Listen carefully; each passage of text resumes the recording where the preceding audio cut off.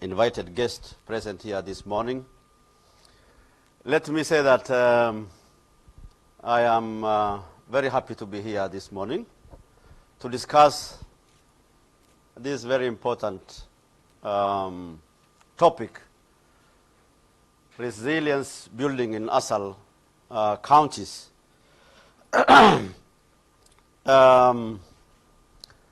Let me first of all salute the great people of Kenya for making it possible for devolution to take effect. Because if it were not for devolution that has taken root in the country, such kind of a wonderful consultative forum will not have happened in a place like this, Garissa, in northern Kenya for that matter. It is only possible because devolution has worked, it has happened.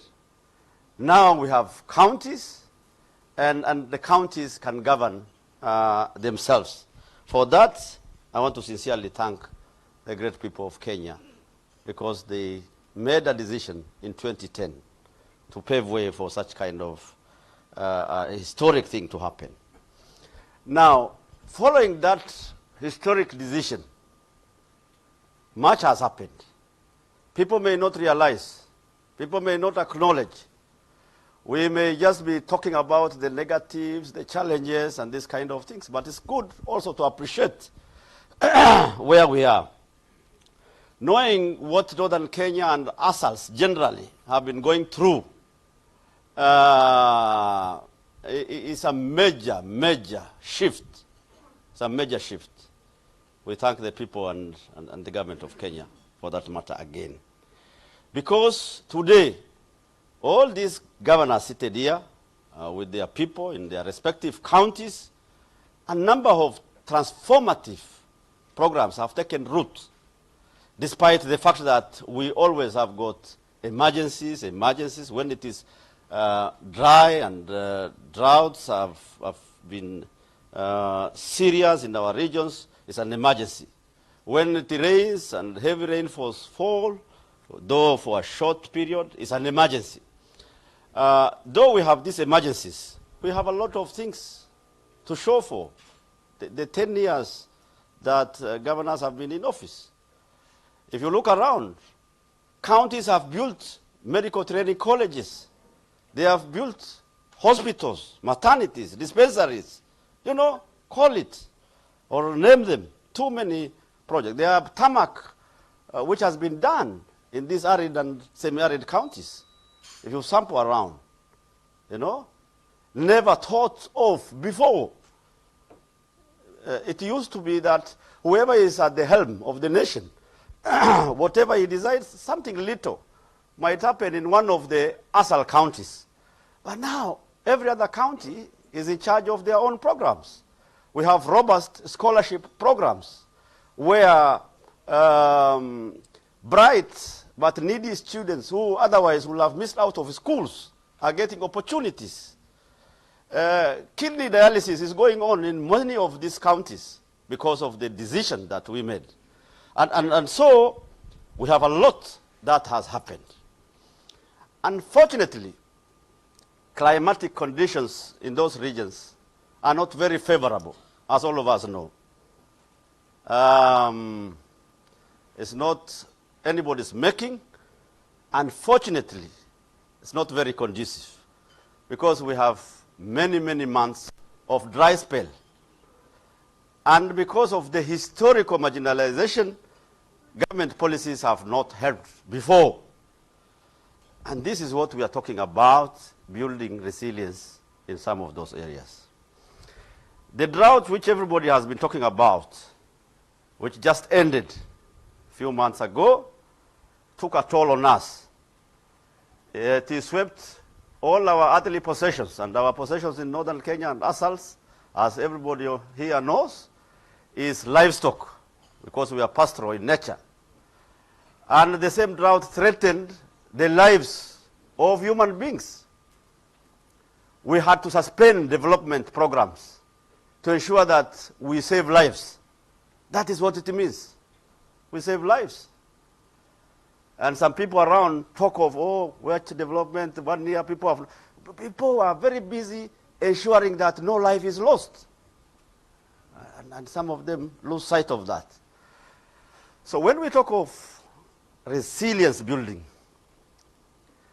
we are talking of what structures are we going to put in place so that in time to come, in future, it's not the same story every other day that a drought coming, then the same problem, the same danger, the same challenge. Heavy downpour falls, the same problem, the same, you know. When I was coming in, I was a bit worried. Are we talking just too much every other time, resilience building with, little to show for? But when I saw the closing remarks, both from the CS and even from the UN country coordinator, where he announced also that they are thinking of major programs that they are going to jointly undertake. You are speaking to my heart. Because why should we keep on talking? We know these things. We know what we want to do. It's a question of, are we able to do it? The funding counties get are barely enough to pay the salaries, the wages, the recurrent expenditure, and the small other things of priority. If you ask me, I will be able to tell you, do 1, 2, 3, and our problem is over. And governors, my colleagues seated here, and everybody else will agree with me.